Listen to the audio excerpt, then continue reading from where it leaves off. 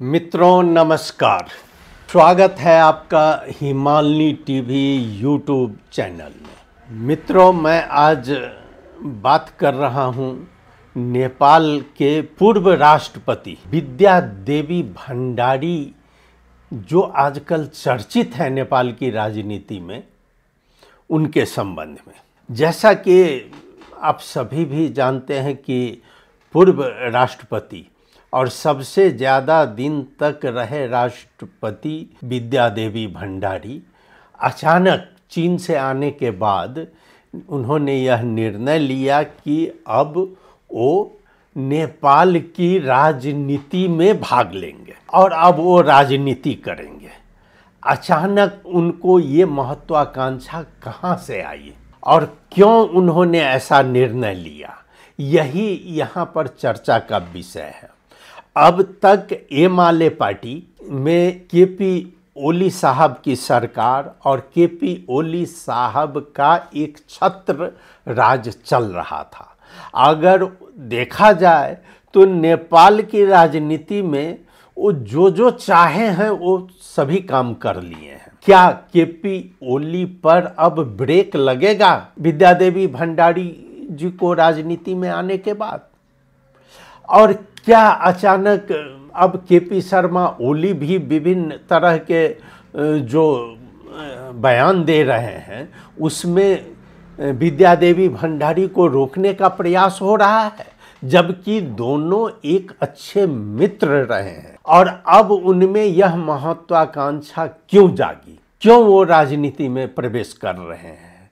आज हम इसी विषय पर चर्चा करेंगे। मेरे पास कुछ विश्लेषण है जिसको लेकर मैं आपके समक्ष रख रहा हूं कि विद्या देवी भंडारी की सक्रिय राजनीति में शुरुआत केवल उनके पार्टी के अंदर ही नहीं, पूरे देश में एक हलचल पैदा कर दिया है।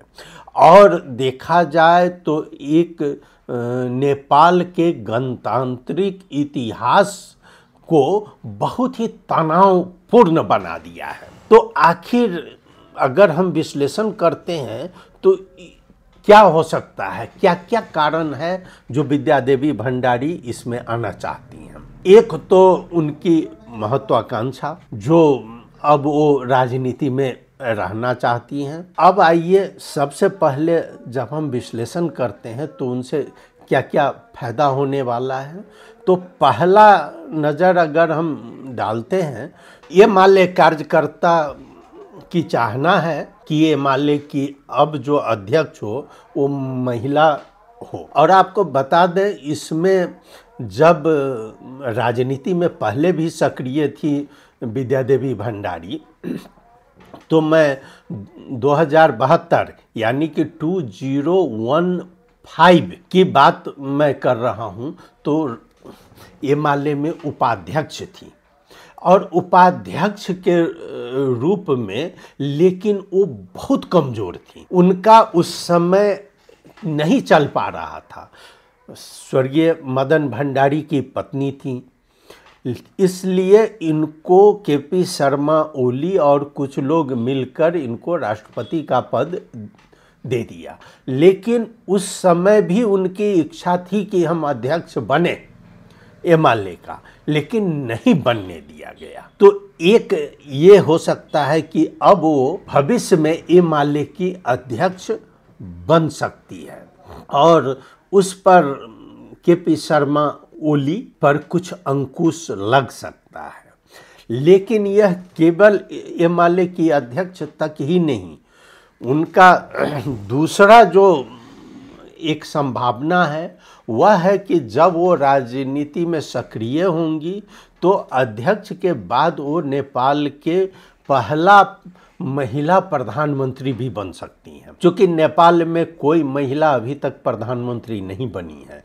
शैलजा आचार्य जो स्वर्गीय हैं नेपाली कांग्रेस से, वो उप प्रधानमंत्री तक पहुंची थी। उनकी भी बहुत बड़ी चाहना थी जो प्रधानमंत्री बने, लेकिन नेपाली कांग्रेस में वो सफल नहीं हो पाई।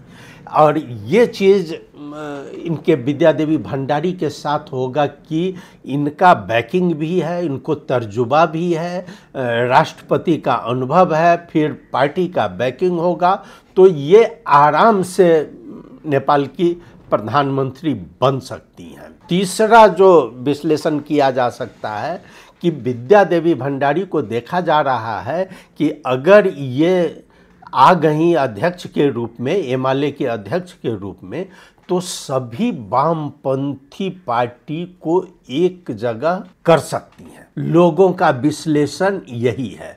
जो 2074 यानी कि 2017 में ये माले और माओवादी मिलकर चुनाव लड़ा था और ये दोनों की स्थिति थी, इतनी मजबूत स्थिति थी कि नेपाली कांग्रेस को भी पराजित कर दिया दोनों मिलकर, तो वो स्थिति मजबूत हो सकती है। हालांकि माओवादी के अध्यक्ष प्रचंड ने इसको ठुकरा दिया है, यह इनकार कर दिया है उन्होंने कि इसकी संभावना बहुत कम है, लेकिन यह एक संभावना है कि सभी वामपंथियों को एकजुट करा सकती हैं। ये हो सकता है कि चीन से लौटी हैं तो चीन का आशीर्वाद भी हो, चीन का मंत्र भी हो, जो कि इसको ये करने में, दोनों एकजुट करने में वामपंथियों को वो सफल हो सकता है। और चीन की धारणा है कि अगर वामपंथी एकजुट हो जाता है तो वो भारत को टक्कर दे सकता है। इसलिए अब क्या मंत्र दिया गया है वो हम लोगों को पता नहीं है, लेकिन एक छिपी हुई रहस्य यही है। अब आपको हम बता दें कि कुछ इसका जो मेन निचोड़ है वह इस प्रकार से है कि विद्या देवी भंडारी की एमाले में वापसी एक सामान्य राजनीतिक घटना नहीं, बल्कि सत्ता समीकरण, नेतृत्व की धाराओं और वामपंथी राजनीति के भविष्य पर गहरा प्रभाव डालने वाली एक घटना है।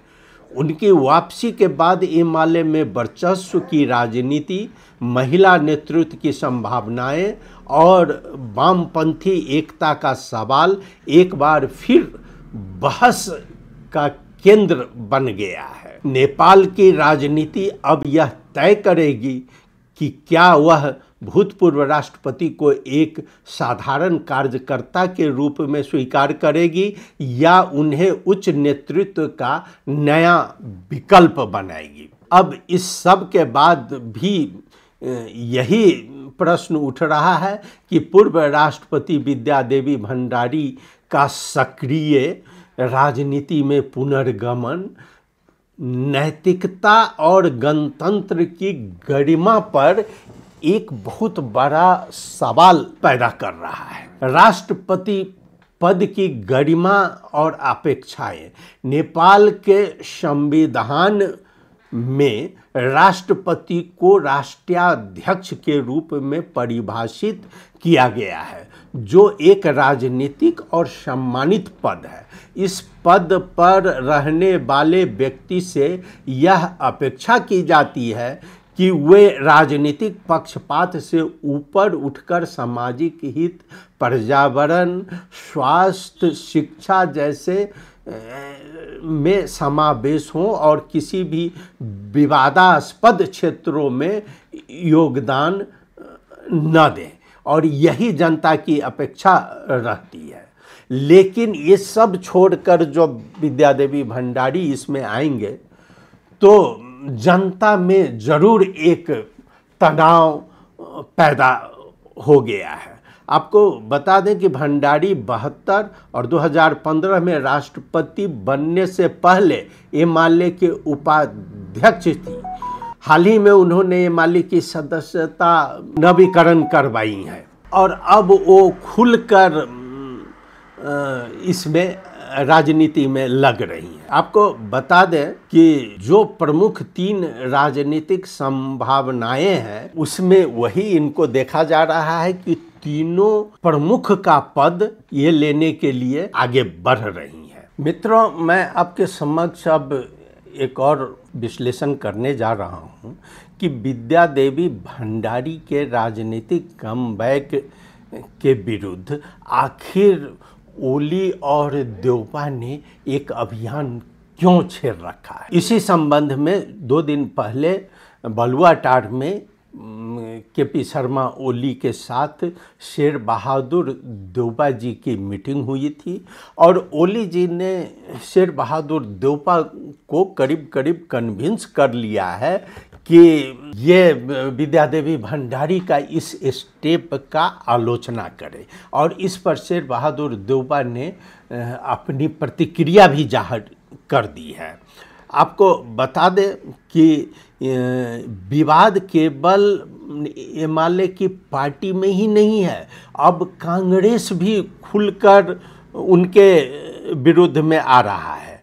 अब ये आने का कारण जो है वो क्या है कि ये आने का कारण केवल ओली साहब है। चूँकि ओली साहब अब देख रहे हैं कि उनको एक ऐसा बैकग्राउंड तैयार हो जिस बैकग्राउंड के तहत विद्यादेवी भंडारी को रोका जा सके। शेर बहादुर देवपा ने तो स्पष्ट कह दिया है कि भंडारी को एक मेमोरी के रूप में, राष्ट्रीय मेमोरी के रूप में नेपाल की जनता देखना चाहती है, इसलिए भंडारी को राजनीति में भाग लेना बिल्कुल ही उचित नहीं है। ये शेर बहादुर देवपा जी का कहना है। अब जो कि देवपा और ओली देखिए कभी भी एक जगह रहने वाले सैद्धांतिक रूप से नहीं है, लेकिन अभी क्या कारण है कि ये दोनों सरकार में भी हैं और दोनों विद्यादेवी भंडारी के विरुद्ध में चले गए हैं। शेर बहादुर देवपा का स्पष्ट धारणा है कि विद्यादेवी भंडारी को एक इंस्टीट्यूशनल मेमोरी के रूप में रहना चाहिए और उन्होंने यह बयान दे दिया है। और जबकि ओली अपना बहुत ही संतुलित बयान दिए हैं, ओली की प्रतिक्रिया अधिक रणनीतिक रही है। उन्होंने यह स्पष्ट किया कि विद्यादेवी भंडारी का यह कदम उनकी निजी इच्छा है और आगे उन्होंने कह दिया है कि हालांकि विद्यादेवी भंडारी को पार्टी से कोई भी निर्णय नहीं हुआ है कि वो इस तरह राजनीति में सक्रिय हो सकते हैं, तो यह एक ओली ने छोड़ दिया है, उनके सामने रख दिया है कि लगाम लगाने के लिए कि उनकी सक्रियता को पार्टी से एक वैधानिक स्वीकृति चाहिए, तो यहाँ पर ओली उनको रोक सकते हैं।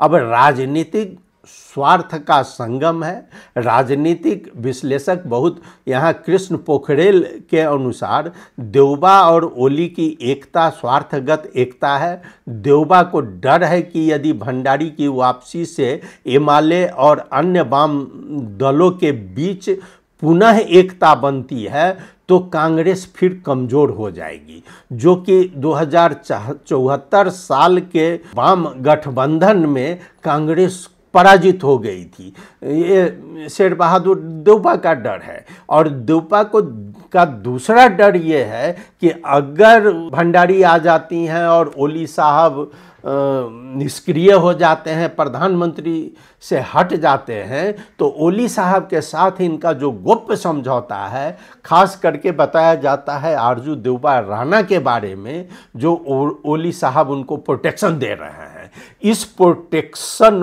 को विद्यादेवी भंडारी से खतरा है और ये विद्यादेवी भंडारी से आरजू देवपा की स्थिति स्थिर नहीं रख सकती है। ये शेर बहादुर देवपा को डर है।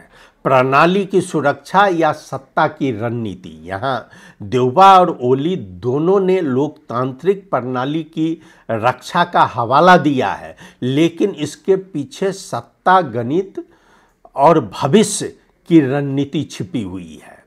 ओली के लिए एक दोधारी तलवार है, वह पुराना भरोसा है, पर साथ ही राजनीतिक महत्वाकांक्षा रखने वाली एक स्वतंत्र शक्ति भी, और विद्यादेवी भंडारी के रूप में। यदि विद्यादेवी भंडारी पार्टी में सक्रिय होती है और वाम शक्तियाँ का एक नया ध्रुव बनता है, तो तो ओली के नेतृत्व को चुनौती भी मिल सकती है, दूसरी ओर देउपा के नेतृत्व भी खतरे में पड़ सकता है, क्योंकि कांग्रेस की रणनीति संतुलनकारी भूमिका निभाने की रही है, जो कि वाम दलों के मिलन से समाप्त हो सकती है। इस तरह से विद्या देवी भंडारी पर अंकुश लगाने की बात हो रही है। लेकिन एक बात और है कि विद्या देवी भंडारी को अगर वो आ भी जाती है पार्टी में, तो आम जनता को क्या नुकसान होगा? आम जनता को एक जो झेलना पड़ रहा है केपी ओली साहब की सरकार को, जो केपी ओली साहब अभी तक जो चाहते हैं वही करते हैं और इनका काम करने का रवैया जनता के बीच में है। आज बोलाकर केपी ओली आश्वासन देते हैं कि तुमको हम वाइस चांसलर बना देंगे और कल आता है निर्णय उसमें दूसरा बन जाता है। किसी सचिव को भरोसा दिलाते हैं कि तुम सचिव बन जाओगे, लेकिन कल नाम आता है तो दूसरा नाम आ जाता है। यही नहीं, ओली साहब शेर बहादुर देउपा को मिलाकर आज जो स्थिति पैदा किए हैं, जो न्यायालय की स्थिति पैदा हुई है, न्यायालय पर भी अब आरोप लगने लगा है। जैसा कि कल ही आपको बता दें कि पूर्व न्यायाधीशों का जो फोरम है, उन्होंने अभिव्यक्ति जाहिर की है और वो बताया है कि सुप्रीम कोर्ट का जो पिछला निर्णय है कर्मचारी के संबंध में वो उचित नहीं है और इसको रिवाइव करना है। ये निर्णय फोरम का है, न्यायाधीशों के फोरम का है। तो अब आप देखिए, अभी तक जो केपी ओली जो चाहते हैं तो वो करते आ रहे हैं। तो एक प्रकार से एक ही व्यक्ति जब संख्यात्मक दृष्टिकोण से अधिक है तो वह निरंकुश की ओर बढ़ रहा है। तो निश्चित रूप से निरंकुशता पर प्रतिबंध लगेगा और ओली साहब जितना आगे बढ़ रहे हैं उसी तरह अब विद्या देवी भंडारी भी चुप नहीं है। आज ही विद्या देवी भंडारी का हिमालय में जो छपा है एक समाचार, मैं आपके समक्ष रख रहा हूँ उसी की कॉपी, कि पूर्व राष्ट्रपति विद्या देवी भंडारी ने विश्वास व्यक्त किया है कि प्रधानमंत्री केपी शर्मा ओली की एमाले अध्यक्ष के रूप में अब वापस नहीं होगी। अब विद्या देवी भंडारी ने ये कहना शुरू कर दिया है कि केपी शर्मा ओली अध्यक्ष के रूप में नहीं आएंगे, यानी कि ये बहुत बड़ा प्रहार है ओली साहब पर। उन्होंने इमेज टेलीविज़न के कार्यक्रम में शॉर्ट हिट में पत्रकार जगदीश खड़ेल के साथ साक्षात्कार में भंडारी का मानना था कि अब एमाले नेतृत्व बदल जाएगा। उन्होंने स्पष्ट कह दिया है। पूर्व राष्ट्रपति भंडारी का तर्क है कि वो ओली को एमाले के अध्यक्ष के रूप में वापस लौटना पड़ा क्योंकि माधव नेपाल पार्टी छोड़कर चले गए थे, इसलिए ओली एमाले के अध्यक्ष बन पाए। देखिए, ये बहुत बड़ा प्रहार है विद्या देवी भंडारी का केपी शर्मा ओली पर। हालांकि उन्होंने कहा है कि उन्हें विश्वास है कि ओली अब नेतृत्व अपने आप सौंप देंगे। ये दूरगामी भविष्य की भी ये कर रहे हैं विद्या देवी भंडारी। साक्षात्कार के दौरान पूर्व राष्ट्रपति भंडारी ने कहा कि नेतृत्व परिवर्तन के मामले में भले ही लोकतांत्रिक प्रक्रिया अपनानी पड़े, इसे स्वाभाविक रूप से लिया जाना चाहिए। स्पष्ट रूप से अब उनका प्रहार आ रहा है। अब केपी ओली के बारे में वो कहते हैं कि केपी ओली एक सहयोगी, एक मित्र, एक योद्धा है जो समान उद्देश्य और लक्ष्य को प्राप्त करने के लिए प्रतिबद्ध है। भंडारी ने कहा, हालांकि लोकतांत्रिक प्रक्रिया में शामिल होने के बाद कभी कभी समकालीन मित्रों के बीच भी प्रतिस्पर्धा होती है। उन्होंने आगे कहा कि सभी को इसे स्वाभाविक रूप से लेना चाहिए। पूर्व राष्ट्रपति भंडारी ने स्पष्ट किया है कि वह एमाले अध्यक्ष बनने के लिए सक्रिय राजनीति में लौटी हैं, यानी कि विद्या देवी भंडारी ने अब केपी ओली को आमने सामने चुनौती दे दी है कि अब आओ तुम्हारे साथ हम लड़ने को तैयार हैं। यानी कि हिमालय का बागडोर संभालने के लिए अध्यक्ष के रूप में कि विद्या देवी भंडारी पूर्ण रूप से तैयार हैं और अब ओली से पूरा टक्कर लेने के लिए खुलकर मैदान में वो कूद पड़ी हैं। मित्रों, मैंने आज विद्या देवी भंडारी, पूर्व राष्ट्रपति, और केपी शर्मा ओली जी की भविष्य और वर्तमान रणनीति पर कुछ विश्लेषण किया। आपको कैसा लगा ज़रूर अपनी प्रतिक्रिया से अवगत करावें। आपने सुना, आपको बहुत बहुत धन्यवाद। लेकिन हाँ, हमारा हिमालनी टीवी यूट्यूब चैनल लाइक और सब्सक्राइब करना नहीं भूलें। आपने सुना, आभार, नमस्कार।